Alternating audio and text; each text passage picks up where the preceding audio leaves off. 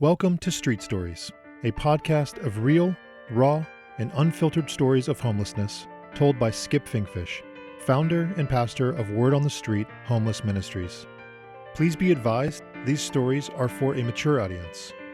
Our goal is to bring you as close to the reality of homelessness as we can, one story at a time.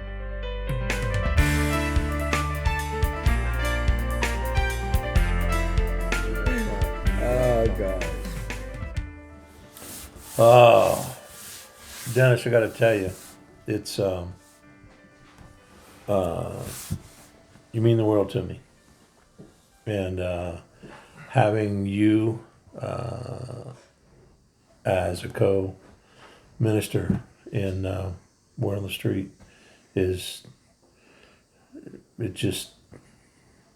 I need it. I hear that. Yeah, I need it. We're able to feed off of each other. We're able to encourage each other. We're able to laugh, but we can also be serious too. You know, the work of the Lord is certainly a serious work. Mm-hmm. The message of Christ is certainly a serious message, and we're all about that. Yeah. But I think, I've always believed and teach that our love for others, the greatest command, go and make disciples, teaching them all that I commanded you, which was love God and love others. And so... and love others as yourself. Correct. As much as you love yourself. Oh my gosh. And we are our greatest love, whether we want to admit it or not. Yeah. But I think that in the however many years we've been together now, I was just when 8, 9, maybe. it's been. I would say. Well, it's been 5 at the new location and a couple at the old location. It was 5 when you came out to my birthday party. Okay. And that was 5 there. So if we've been here at 5 years. We've been at the new location for the Sunday dinner for 5 years, and we were at the old location for 10. So you were with us at the old location for at least a couple of years before coming over here. You've changed. You've changed a lot in that amount of time, both in your walk and your relationship with Christ.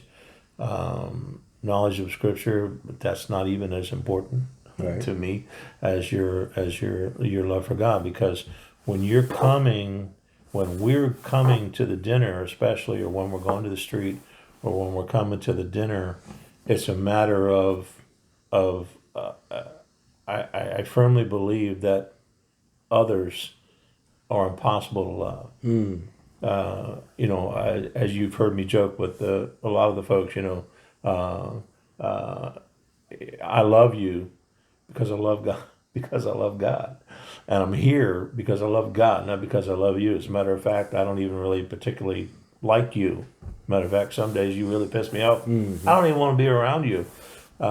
So our individual love for Christ is going to grow and overflow, and I'm seeing that a lot. Tell the folks a little bit about how you got involved in Word on the Street, because obviously we didn't know of each other. We're from different ends of the spectrum. This is very true. Yeah. Well, I would say that my journey started when I transferred moved down here from New York. And raising my kids at a young age, naturally, I was more attuned to, you got to be in the building, you got to be in church, you got to bring them up in the admonition of the Lord and so forth. And it worked for me as a kid, training up a child in the way it ought to go and all of that stuff. So that's basically defining the building as church. Right. So doing that and bringing my kids up in a Baptist church over here in East Orlando, we was there maybe 17, 18 years. And we kind of much outgrew it. The kids got older. they started listening to different places. They wanted to explore different places. And it was really time for us to go. And so naturally wanting to worship with them, they found this church up in Oviedo called Antioch. And I've always, me being on the field, drove past that place and always wondered what was going on in there. And so I finally went there, and Pastor Jones, he is a preacher of the word, and that's the thing that attracts me. Anybody who really speaks the word and not has a separate agenda, because you can really make the word say what you wanted to say. Out of context. It gives me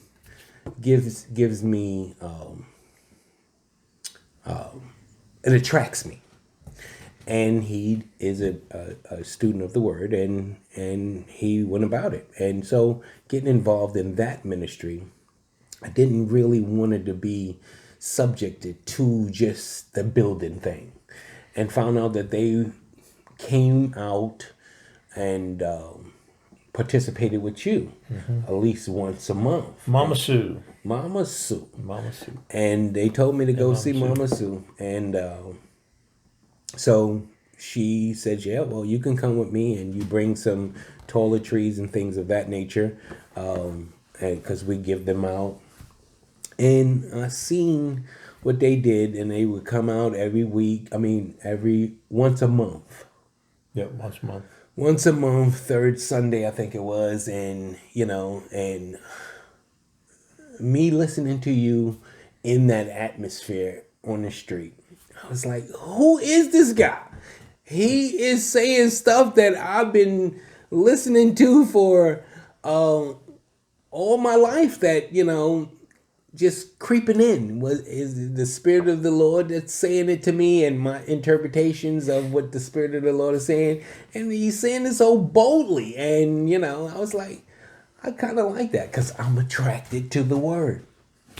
And the style that you would talk in, it was like, ain't no masks here, And I was like, that's me. I like that. By you saying that I changed, maybe it's just that I feel more freer. And I don't care no more. I'm like almost Barry White that says, I don't care. To that degree. I know you were going to sing for us. But yeah, so I seen they were coming once a month. I was like, you know what? I'm going to start coming twice a month, And then, I was like, I felt something in me that says, well, why you can't come every month, every week? You ain't doing nothing else Sunday evening. I was like, let's just hang out. Let's hang out. That's something to do. Okay. So we started coming every week. Then I found out that you was doing it on Wednesday. And so the favor that I have on my job. This isn't doing the ministry only on Sundays and Wednesdays. This is a meal. Yes. Yeah, because the ministry is 24/7, 365. That's correct. But gatherings. Gatherings. Yeah, Yeah. gatherings. So basically, my boss, who was going through something at the time, and knowing that I volunteered and so forth and so on, and knowing that I love the Lord, he would come to me from time to time and ask me this and ask me that. And we've grown a good relationship on that front. So when I asked him that, I would rather take my lunch at a certain time, so I can be with you on Wednesday. Yeah, right. He was like, yeah, just do whatever you want. Yeah, you come in with your uniform on. And my truck, my your knee pads, and your tool box, and your tool and belt. it was like, yeah, he came, and and even when I was training folk, I was introducing them to them. I was bringing different people, and so it's just been a change to, my kids don't even call me between 4 and 7 on Sunday, because we do talk every evening or Sunday evening, And they was like, oh no, Dad is there, Dad is there, Dad is there. And so anytime they come and they hanging out, they know that I'm going. So, I invite them every now and again. What I think, as I said at the beginning, what you teaching or being a co-teacher, Mike's also a co-teacher. You know, Rich has spoken a couple of times in the past. But it's the interaction that takes place on Sunday, not only between those of us who are there to serve, but seeing people coming to the meal and not necessarily communicating with each other. It's not like the homeless are throwing parties and communicating with each other, and they're very private, and they're very protected about where they live and all of that kind of thing. But to see those people, Embrace me. our people, I should say, coming together and actually having conversation and being patient with each other in the line, getting food, and then plus with our interaction, when I come on Sundays, just the setup and doing it and the way that you and me and Mike and Kevin and Denise and Kelly and all these people and the way that we interact. I mean, I look forward to being together. Yeah. And I look forward to us being together with the people. Yeah. And I look forward to their expression. I don't see, I see just a whole lot of gratitude on a whole lot of levels. Yeah.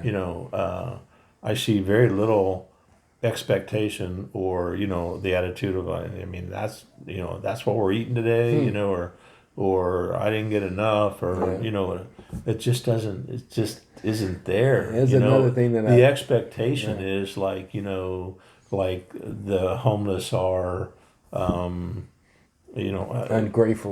ungrateful or feel entitled or whatever. I have people tell me stories like, well, I was driving by the guy on the corner and I had, I had French fries and a hamburger, and I handed it to them out the window, and they took it and they just put it on the ground. They didn't even, all they wanted was money. Well, okay, maybe, and maybe once in a while. And then he started asking questions and find out it was the rest of their hamburger that they didn't finish and a few fries that were left over. But anyway, I don't typically see that even when we're handing out stuff on a Wednesday of the sandwiches and then when we do the meal and everything. I'm just saying it's a great time, and I wish that more people would experience it. Yeah. I leave exhilarated. Yeah. I'm exhausted. Yeah. You can ask Pam, ask my wife when I come home on Sundays. I'm shot. I'm just really am. I'm spent. Now see, I'm just the opposite. Really tired.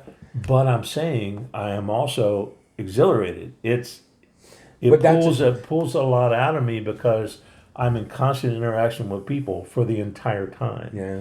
And so yeah. And you hear me laughing in the background. And I am too with the people, but it's a constant outpouring for the 3 hours or so.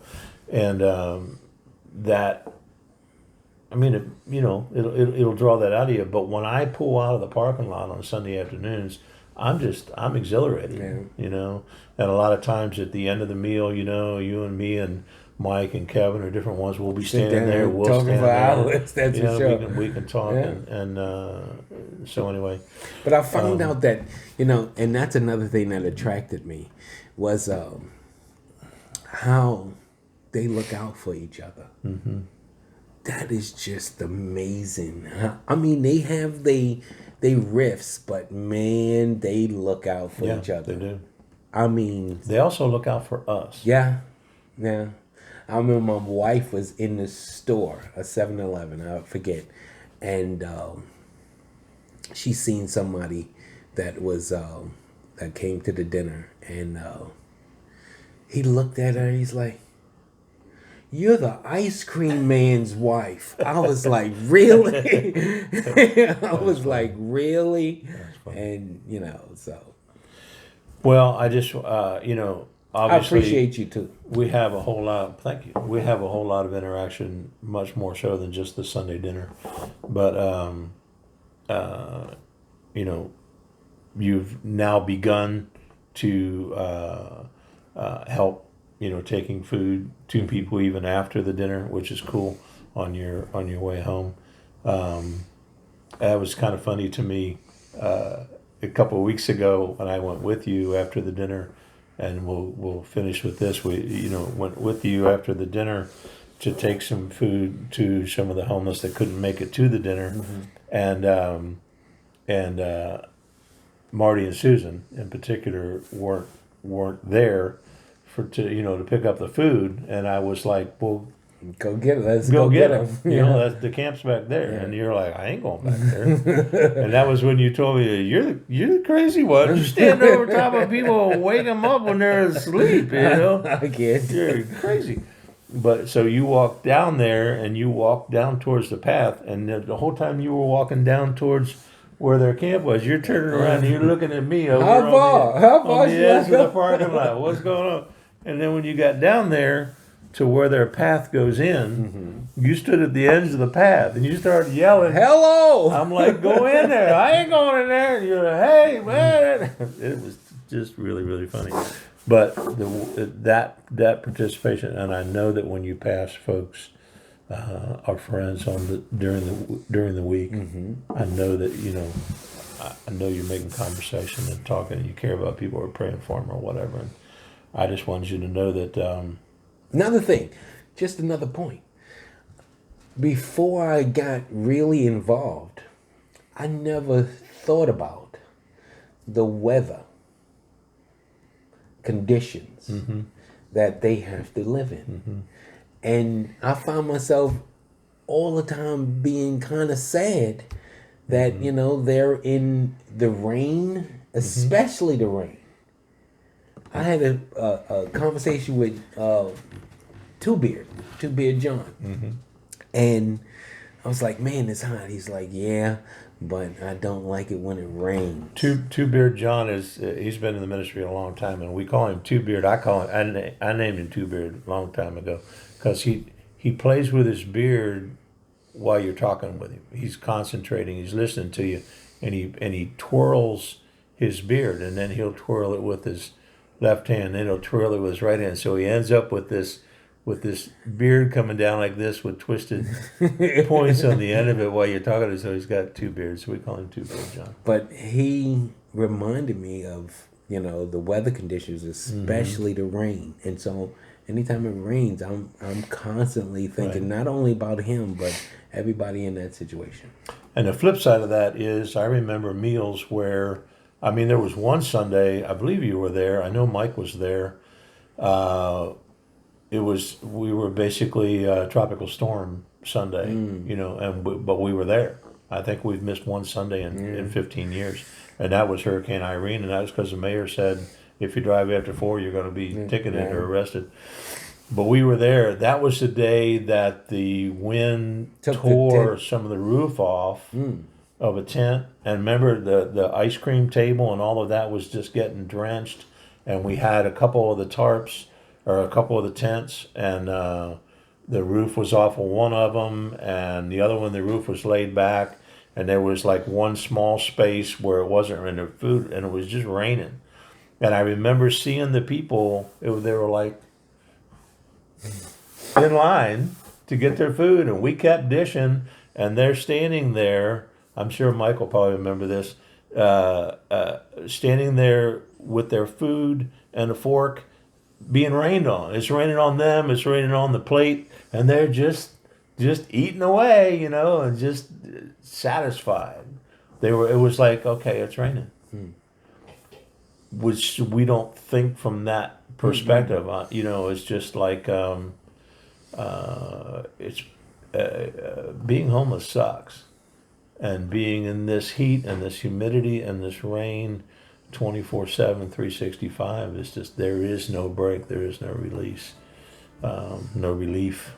And so we need to be, we need to love them and be as positive as we can be. As positive as we can be. So anyway, thank you, bro. Always a pleasure. Yep, love you, man. Thank you for watching this episode of Street Stories, brought to you by Word on the Street Homeless Ministries. Please follow us on Facebook at Watts for Homeless and subscribe to our YouTube channel at Watts for Homeless. If you would like to learn more information about our ministry here in Orlando, Florida, you can visit us at wattsforhomeless.com. And if you would like to be a monthly donor or give a one-time donation, you can visit wattsforhomeless.com/give. Thank you.